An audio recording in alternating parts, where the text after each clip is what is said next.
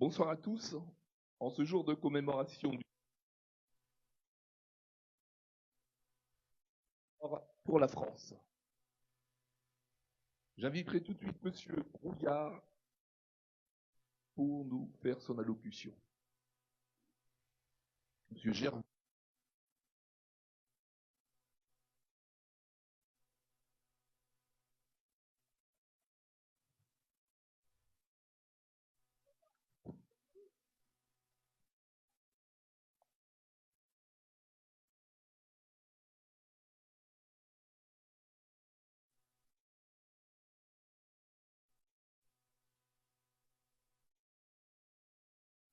Monsieur le maire, mesdames et messieurs les élus municipaux et communautaires, mesdames et messieurs les représentants des autorités civiles et militaires, mesdames et messieurs les représentants des membres des associations, mesdames et messieurs les membres de l'Union fédérale des anciens combattants et victimes de guerre, mesdames et messieurs, chers amis, en vos grades et qualités, permettez-moi tout d'abord de vous saluer et de vous remercier pour votre présence. Aujourd'hui, 8 mai 2026, partout en France, la nation se rassemble pour commémorer la victoire du 8 mai 1945 qui mit fin à la Seconde Guerre mondiale en Europe. Ce jour demeure celui de la victoire des peuples libres contre la barbarie et du triomphe de la liberté sur l'oppression, de la dignité humaine sur l'idéologie de la haine. Nous rendons hommage à toutes celles et à tous ceux qui ont combattu, souffert et souvent donné leur vie pour que nous demeurions libres. Nous pensons aux soldats des armées alliées, aux résistants, aux déportés, aux victimes civiles et à tous ceux dont le courage a permis la victoire. À vous, anciens combattants, qui avez servi la France sur d'autres théâtres d'opération, nous vous exprimons aujourd'hui notre profonde reconnaissance. Vous êtes les héritiers de cet engagement fort, les témoins vivants d'une histoire qui nous oblige. Cette année, notre mémoire s'enrichit aussi du souvenir d'un grand serviteur de la République, un 20 février, René Cassin, compagnon de la libération, artisan de la Déclaration universelle des droits de l'homme. Il fut également l'un des fondateurs de l'Union fédérale des associations françaises d'anciens combattants et victimes de guerre. Par son engagement, il a su donner un sens universel au combat des anciens combattants, celui de la défense de la dignité humaine, de la justice et de la paix. Son héritage nous rappelle que le sacrifice des combattants ne trouve toute sa portée que dans les valeurs qu'ils protègent et qu'ils transmettent. Mais commémorer le 8 mai, ce n'est pas seulement regarder le passé, c'est aussi interroger le présent. En ce début d'année 2026, alors que la guerre est sur le sol européen et que de nombreux conflits persistent à travers le monde, cette commémoration prend une résonance particulière. Elle nous rappelle que la paix n'est jamais acquise, qu'elle est toujours fragile et en permanence menacée. Les tensions internationales, les atteintes aux droits, les violences qui frappent encore des populations civiles nous obligent à rester lucides et vigilants. Face à ces réalités, le message du 8 mai 1945 reste d'une brûlante actualité. Rien n'est jamais définitivement gagné et la défense de la paix exige courage, unité et fidélité à nos principes.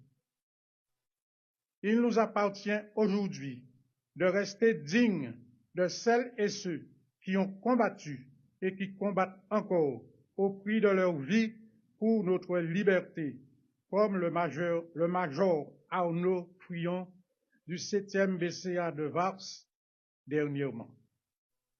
Dignes de leur courage en refusant l'indifférence, dignes de leur sacrifice en défendant les valeurs de la République, dignes de leur espérance en continuant de croire en la paix entre les peuples.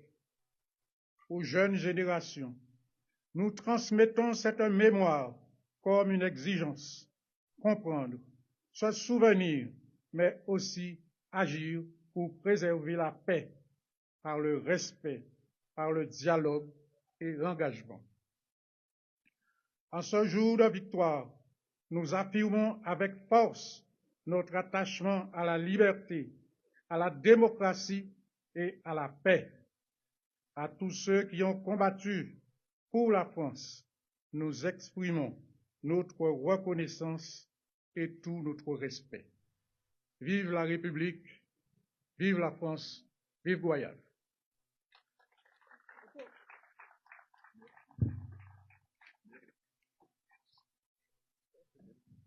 Merci à M. Rouillard. Maintenant, nous allons prendre lecture du message de Mme Catherine Vautrin, ministre des Armées et des Anciens Combattants, et Mme Alice Coupon, ministre déléguée auprès de la ministre des Armées et des Anciens Combattants. Cette lecture sera dite par Mme Mélane Tiffany, élue de la ville de Goyave.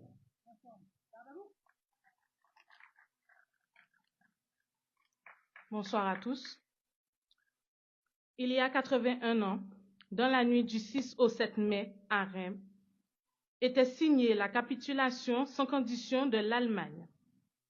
Le 8 mai 1945, enfin, après des années d'épreuves, d'horreur et de combats, l'Europe était libérée de l'emprise totalitaire et génocidaire nazie. Libérée par tous les alliés, libérée avec le concours des armées de la France, la seule France, celle qui se bat et ne se rend pas.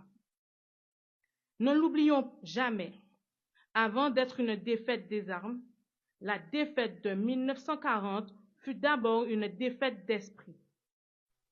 Marc Bloch, historien combattant de 14, volontaire à nouveau en 39, fusillé en juin 1944, avait porté sous la responsabilité de la débâcle ce constat impeccable. Il avait estimé trop tôt naturel d'être battu. Ceux qui continuèrent de croire en la France n'étaient pas des surhommes. Ce furent les 133 pêcheurs de l'île de Saint, les 52 premiers engagés volontaires de Saint-Pierre-et-Miquelon. Ce fut Jacques Le Serrant, premier engagé volontaire de Saint-Pierre-et-Miquelon. Ce fut Jacques Le Serrant, lycéen non-voyant de 16 ans, qui rassembla autour de lui les volontaires de la liberté avant d'être déportés à Buchenwald. Ce furent des femmes et des hommes de tout âge, de tous horizons, de toute conviction, avec leurs peurs et leurs doutes, mais unis par une même exigence, ne pas subir, ne pas céder. Cette résolution était d'abord celle de résister au déni du droit et de la justice. Dès le 3 septembre 1939, rappelle le général de Gaulle, nous avons tiré l'épée seuls avec l'Angleterre pour défendre le droit violé sous les espèces de la Pologne. À Londres, sous les bombes de Blitz, à Brazzaville, où l'ordre de la libération est créé, se poursuivit la lutte de ceux qui présentaient que cet affrontement était une guerre contre l'humanité. Alors que nous célébrons les 400 ans de la Marine nationale, souvenons-nous de l'amiral Muselier, résilié dès 1940 à la France libre et qui lui donna son emblème, la croix de Lorraine. Souvenons-nous des sous-mariniers de Casablanca déjouant la vigilance ennemie pour armer la résistance en Corse. Et derrière eux, toutes les générations de marins qui perpétuent aujourd'hui notre puissance navale avec leur porte-avions France Libre. Souvenons-nous des commandos Kéfer débarqués à l'aube de 6 juin 1944. Honorons sur les plages de Provence les soldats venus d'Afrique, d'Asie et du Pacifique, tirailleurs Goumier Saphir de la première armée française, menée par le général de Latte de Tassigny, remontons jusqu'à Berlin. De Latte qui, face à ce qu'il appelait la puissance multiple du mensonge, dira: nous avons découvert tout le prix de notre civilisation en éprouvant sa fragilité. Rappelons-nous de Simone Veil, rescapée d'Auschwitz, qui fit de sa vie une œuvre de réconciliation et de paix. L'idéal européen qu'elle nous lègue fut la réponse à la haine par la force du droit. Cette victoire était celle du respect de la souveraineté de chaque peuple et de la dignité de chaque personne contre ceux qui voulurent réduire notre continent à un empire de maîtres et d'esclaves.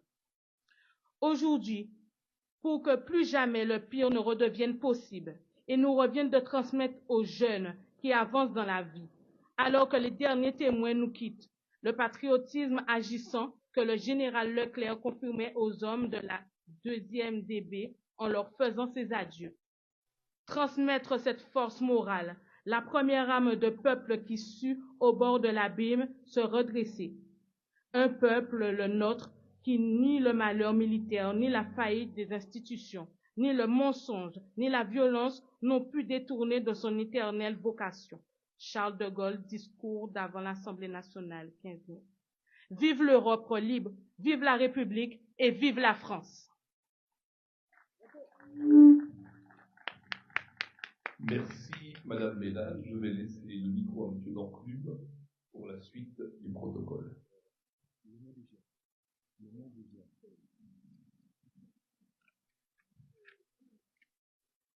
À la gerbe des anciens combattants, souvenir et vos connaissances.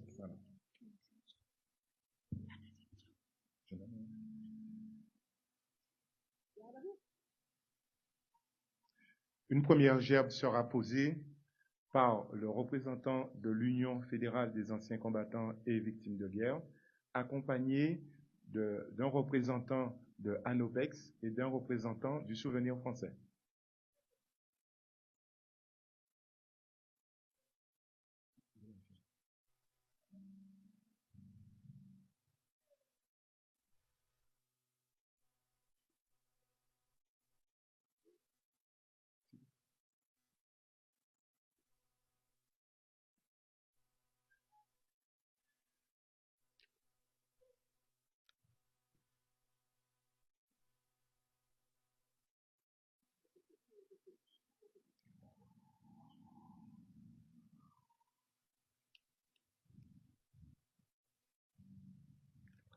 Une deuxième gerbe pour la paix et la liberté.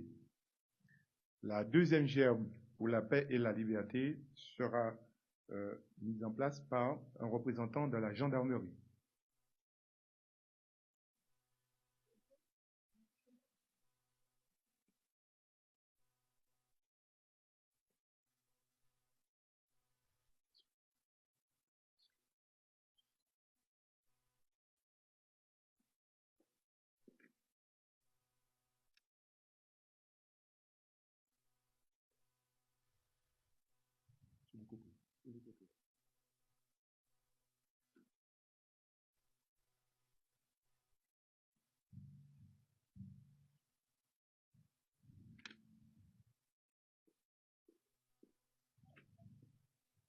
Une troisième gerbe, Goyave pour que l'on n'oublie jamais.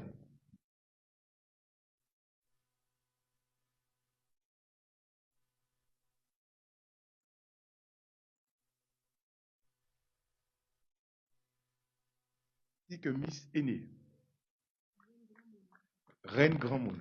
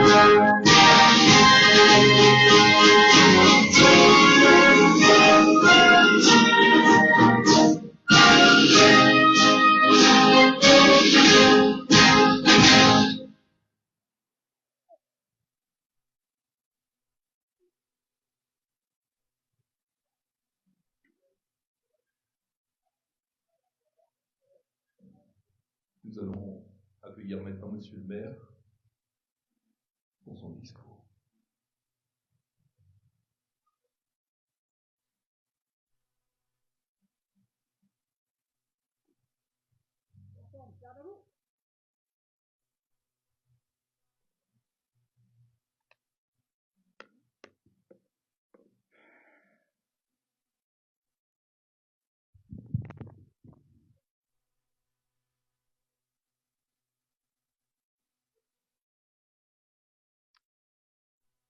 Mesdames et messieurs, les anciens combattants, représentants de la gendarmerie, mesdames et messieurs les élus, en vos grades et qualités, chers concitoyens,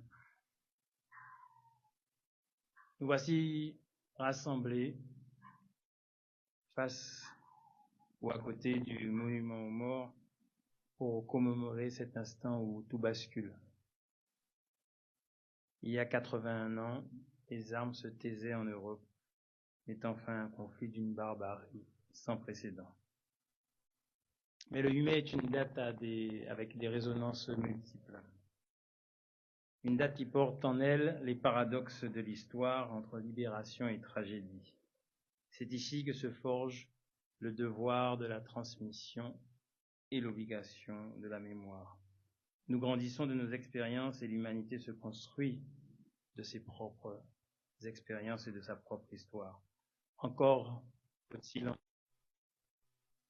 La victoire du 8 mai 1945 pourrait être considérée comme un souffle de liberté. En ce jour, la capitulation de l'Allemagne nazie marquait la fin d'un cauchemar.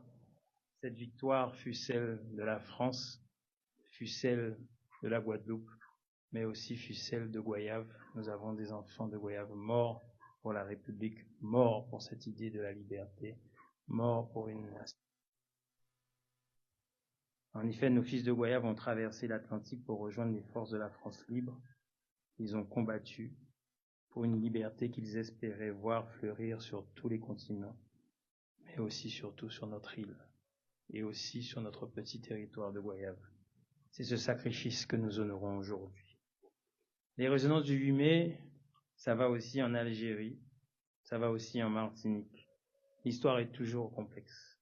Alors que l'Hexagone exultait, le même jour, des manifestations pour l'indépendance à Sétif et à Guelma étaient réprimées dans le sang.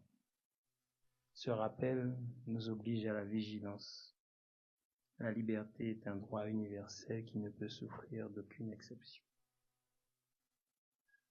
Par ailleurs, pour nous, Antillais, le 8 mai est aussi la date du 8 mai 1902, où la montagne pelait, effaçait une commune qui s'appelait Saint-Pierre. Cette catastrophe nous rappelle notre vulnérabilité et la solidarité historique qui nous nos îles face au destin. Mais sans moi, avec moi.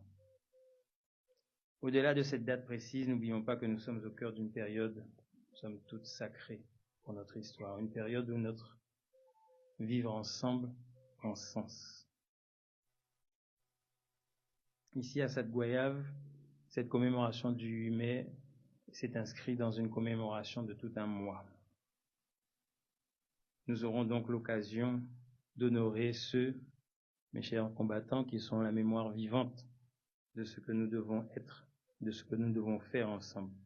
La mémoire, comme disait Césaire, n'est pas un simple retour en arrière, elle doit surtout être un tremplin pour l'avenir. Donc c'est un mois pour se souvenir de ces luttes pour la dignité, c'est un mois pour se souvenir des luttes pour l'abolition qui a forgé notre identité. Être maire de Goyave, c'est porter cet héritage.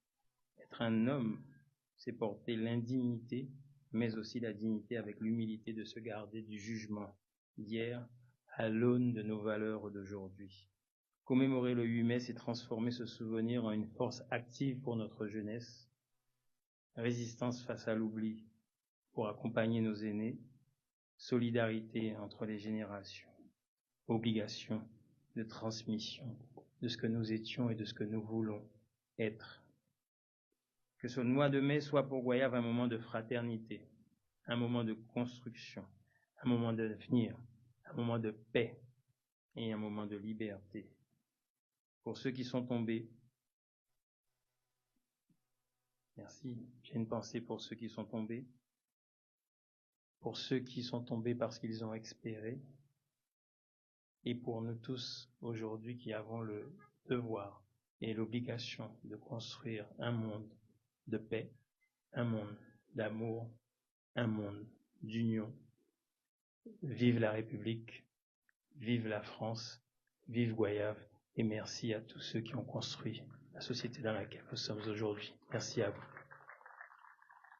Merci, Monsieur le maire. Nous invitons maintenant à saluer le drapeau et les corps constitués.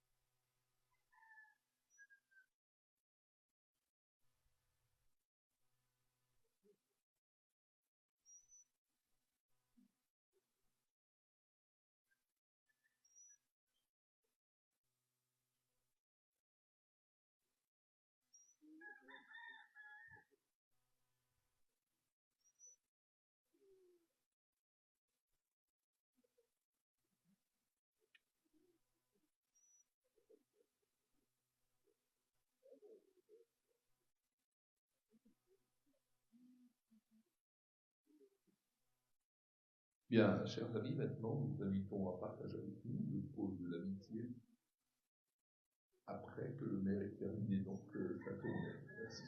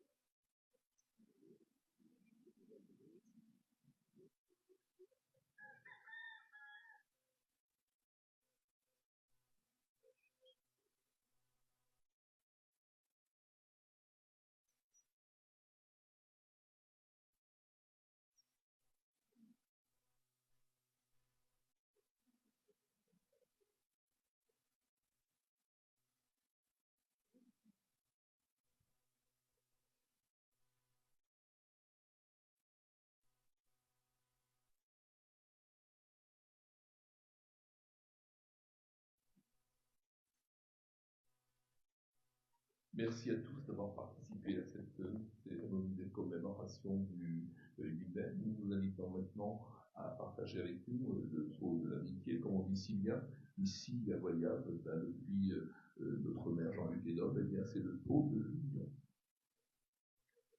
Merci.